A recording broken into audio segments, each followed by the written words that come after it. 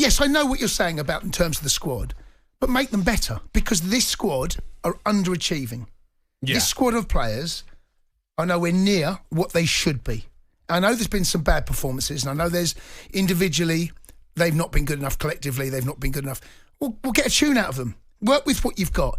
Manchester United, I think, will probably, their biggest job is trying to get players out and move players on. So, Anthony, let's use him as an example right now. Yeah.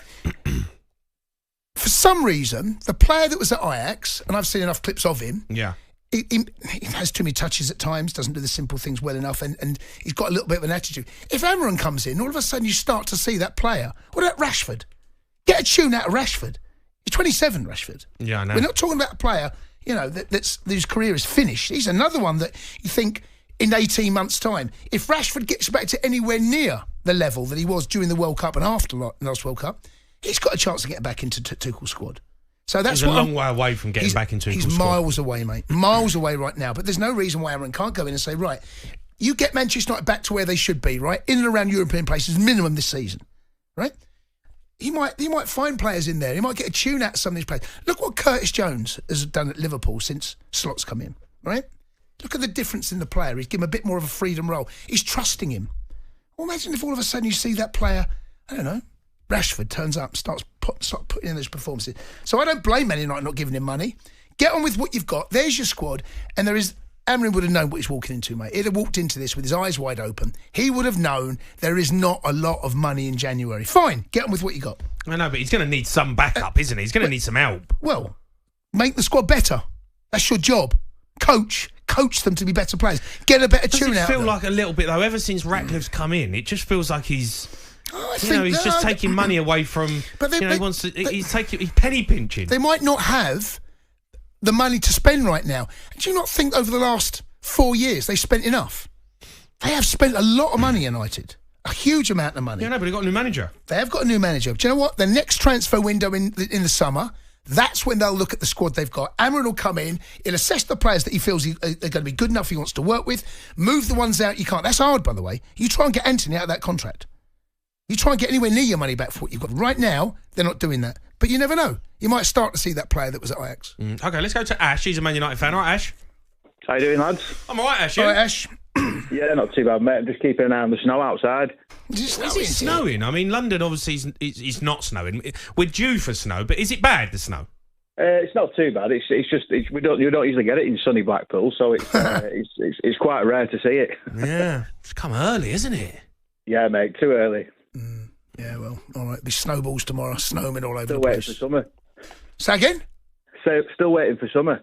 Oh, is it like that, is it? Yeah, there's no summer up in Blackpool, mate. No chance.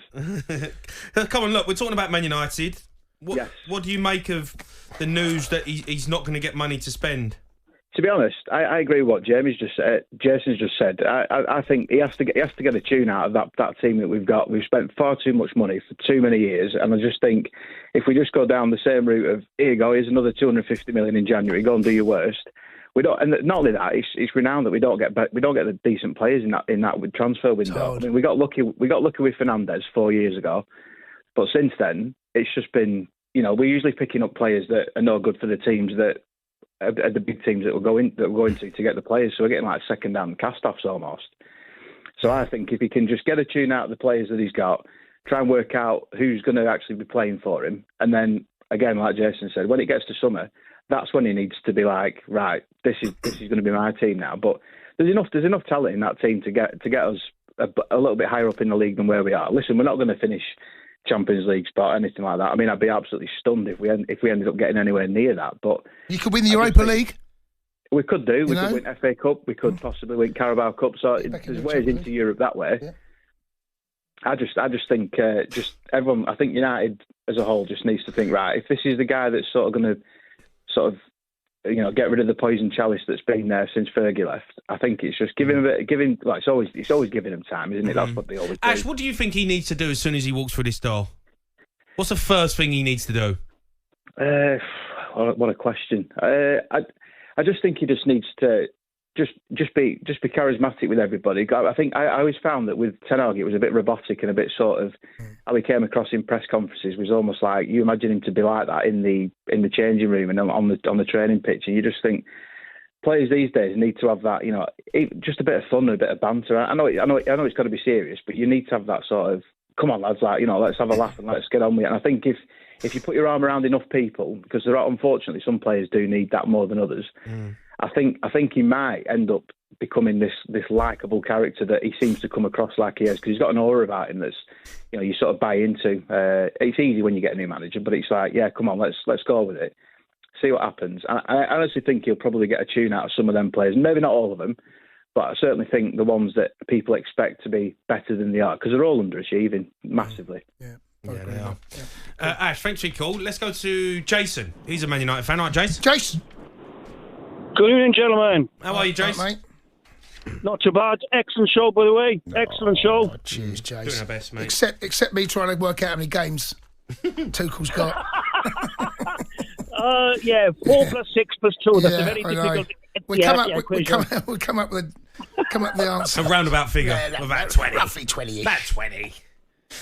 20 plus or minus 10, yeah? There you go. That's the one. Go on, what do you want to say, Jace? I've got nothing to add, really, gents, because I was queuing up, and I've been queuing up now for months and months, and I finally got through. I thought, great, here we go, let's have a chat. What? And it was Cundy, and then Ash has actually touched on everything that I was going to cover. So it's a bit boring, really, because I'm only boring. You're a Man United fan. We want to hear from you. Come on, Jace. Yeah, but it's simple. Right, okay, right. Exactly what was mentioned earlier. He's got to get in there and settle the atmosphere. He's got to get everybody enjoying the game, which is what Ashley was saying earlier. I couldn't add more to that. But what players do you think he needs to get the most out of? Like, if you was going to say, right, I want to see him get the best out of him. I want to see him get rid of him. I think that's obvious, isn't it? We've got Anthony. Well, Anthony, or I wouldn't even put it in my under-16s youth. I know, but that's because you've seen him with Ten Hag. You might see a different Anthony. You might.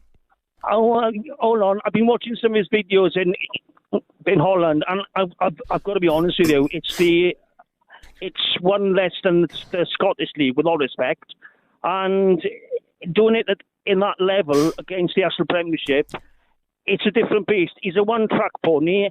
He doesn't even understand how to drop his right shoulders and use his right feet. He's only got a left foot, and people have cottoned on to that. So I think he's finished.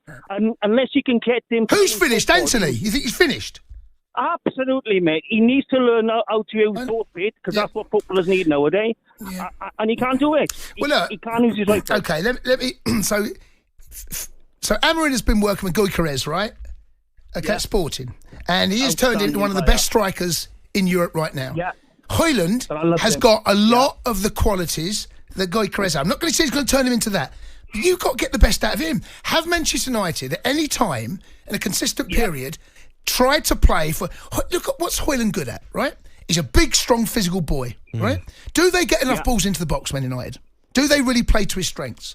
I don't think they do, mate. Absolutely not. I don't think they do. No. And that would be where I would start. So to get the best out of him, I think Anthony has a role to play. I think he does. Rashford, Garnacho. I think that those wide players, for me, and if he's going to play a 3 or a 5 at the back, it looks like he's going to play a 3-4-3, right? That's how he's been lined up at Sporting. For me, you get those players, put balls in the box, get the best out of Højlund, because so far no one has seen what type of player he can turn into. You think he might, because of what he's got. He's a strong boy. Hold-up play against Chelsea I thought was good. I think that's what Van Nistelrooy did. Played to his strengths. Balls into his feet. Backing into defenders. I didn't see them do that under Ten Hag. No, but because those players have already been spent on, there's no need to reinvent the wheel, because that's all you need to do is exactly what was previously mentioned. Is fine-tune, get them enjoying, play to their strengths, try and understand where the weaknesses are, and get some sort of consistency going. Yeah. I mean, have a pattern of play, have a style identity. Yeah, exactly it, gents. Exactly it. See there, Jace, did well, didn't you? Yeah, see? That wasn't boring, was it? Done all right. Since 1979, I was watching Arsenal Man United final, and I'll tell every gunner this story. Yeah. My father asked me, he said, right, son, he said, I've noticed you've been watching football. He said, pick a team. At the time, it was 2-0 to Arsenal, so I went with the underdogs. Yeah. And I tell every gunner that story. Thanks God it was 2-0 to Arsenal and not 2-0 to Man United. Yeah, but didn't Arsenal win that final? Yes, they did. The Sports Bar with Jamie O'Hara and Jason Cundy. Monday to Thursday nights from 10 on AM, on DAB, via the talkSPORT app and on your smart speaker. talkSPORT.